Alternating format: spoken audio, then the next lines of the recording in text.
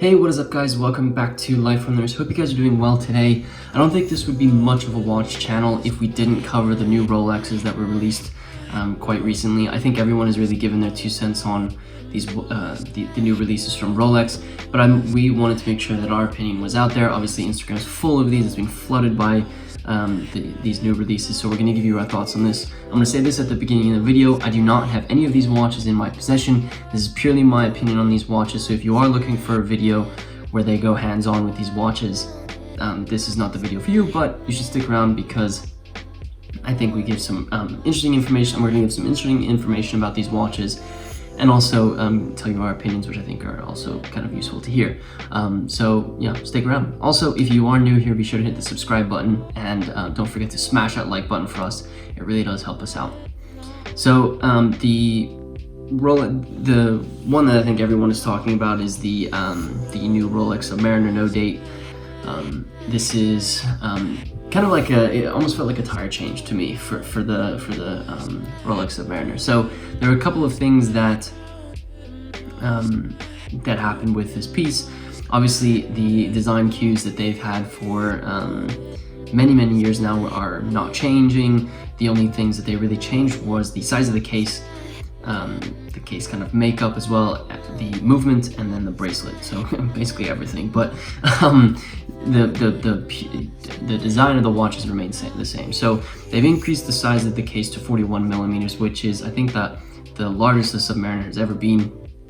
They've also made the bracelet itself a little bit wider, which means it's going to sit a little bit sturdier on one's wrist, which I think aids in kind of like the comfortable factor as well.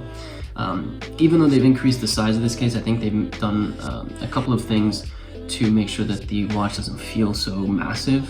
For example, a really easy thing to look at is the lugs. The lugs have actually become a little bit slimmer, and I think this is their attempt at increasing the size but remaining, keeping the watch, making sure that the watch is still at a decent size and fits really nicely on the wrist, which I think from what I've read online, it seems like that is the case.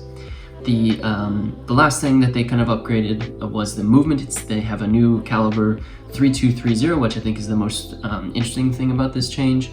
The new reference for the no date Submariner. So 70 hours of power reserve on this movement. So very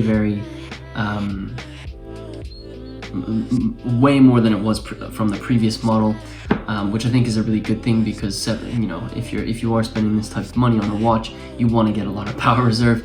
They also have a proprietary escapement that they've developed, which allows for this technology basically allows the watch to be oscillate a little more efficiently and reliably. So you're actually getting ±2 seconds per day in accuracy, which is incredible. Obviously, it's a superlative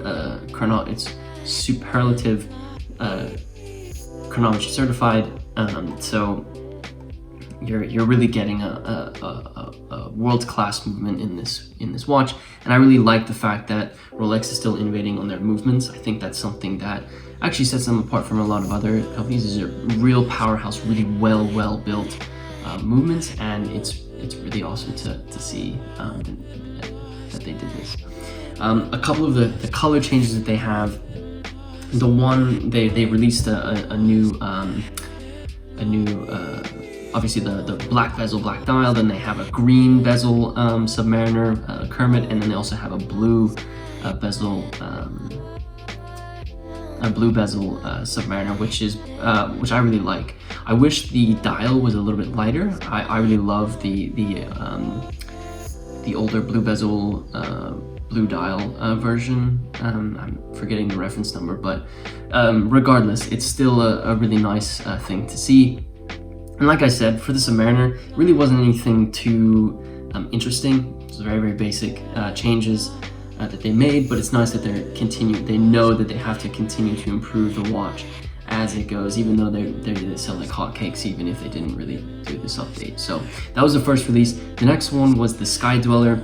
Most of it was the Sky Dweller really was unchanged compared to the previous version. I think they had a different bracelet that was on it. I think it's a glide lock.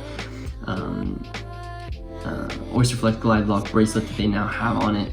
It'll still have the same 9001 in-house caliber with 72 hours of power reserve, so not too much change when it comes to the Sky Dweller.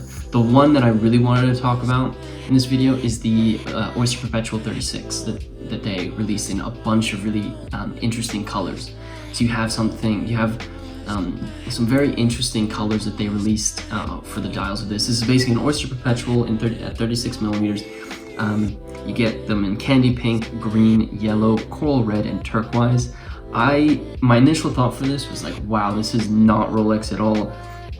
And I'm sure that people are probably going to be upset by the fact that they're creating these very kind of like in-your-face colors.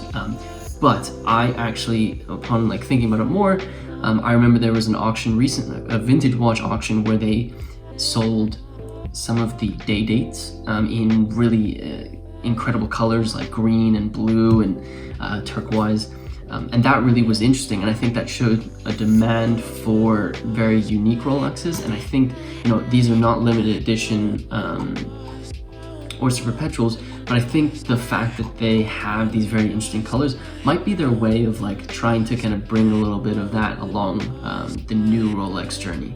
I also think that if these don't take off, these are going to be very, very collectible and very, very rare if people don't actually buy them, which I think that is a cool opportunity. Now, from what I saw on Instagram, most people were kind of against the color, the crazy colors.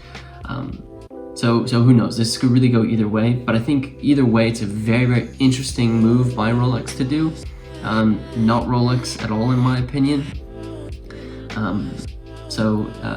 Yeah, we'll see what happens. I also think this might be a way of them trying to have a little bit of fun in their lines. If you haven't noticed, Rolex doesn't make a lot of changes, and so I bet you someone at Rolex is just like, you know what? Let's make a candy pink or like this yellow dial Oyster Perpetual, just to play around a little bit. I think it's cool. I think it's a cool idea from them. And you know what, like, yeah, maybe some people won't like it, but each to their own, for sure. So yeah, those are the watches. What do I think about the releases that they made this year? I would say it's a nice mix, actually. With the Oyster Perpetual, I think really saved their releases. I think a lot of the times they stick to what they know, because they do it very, very well, and that's Rolex. They create Rolexes. And I think, you know, upgrading some of their, like I said, kind of doing a tire change, kind of just, you know, tweaking some of their watches allows for their kind of Rolex name to be consistent. You know, upgrading the movement in the Oyster Submariner obviously is going to help them continue to innovate and get 70 hours of power reserve, and those are all things that I think watch enthusiasts get excited about. But the design elements are really, you know, core Rolex. This Oyster Perpetual was kind of like a left field from Rolex, and I actually think that kind of got people very, very excited, and people started talking a lot more about Rolex. And I think like doing something like this every once in a while, I think is important for a brand like Rolex, so that people don't think they are this watch. This is all that they make. Like how some people believe Audemars Piguet is the Royal Oak and that's it, and they're very critical about Code 1159. You know, that's, I think, not just being a one watch or a one design company is very important. And I think I personally think that these Oyster Perpetuals are going to be super collectible. I'm hoping not many people buy them, that way that they are quite collectible. And then 50, 60 years from now, we'll end up having an Oyster Perpetual auction, and these are going to be the ones that really like stand out, which I think is that would be so cool, you know. Like a couple years ago we had that day auction, like I said, and 50 years from now we may see something similar, but with the Oyster Perpetual. So a cool thing to think about for sure. So yeah, that's my thoughts on the Rolex releases. I hope you guys enjoyed my thoughts. Let me know in the comment section below what you guys think about the Rolexes that were released this year. I think there's going to be some interesting opinions and perhaps controversial opinions, but that's exactly what watches do. They make us talk about them, and I think that's why we love them so much. So let me know in the comment section below what you think about these releases. Also, if you haven't already, be sure to hit that subscribe button if you like videos about watches, because that's basically what we do here. And with that said, guys, I hope you enjoyed this video, and until next time.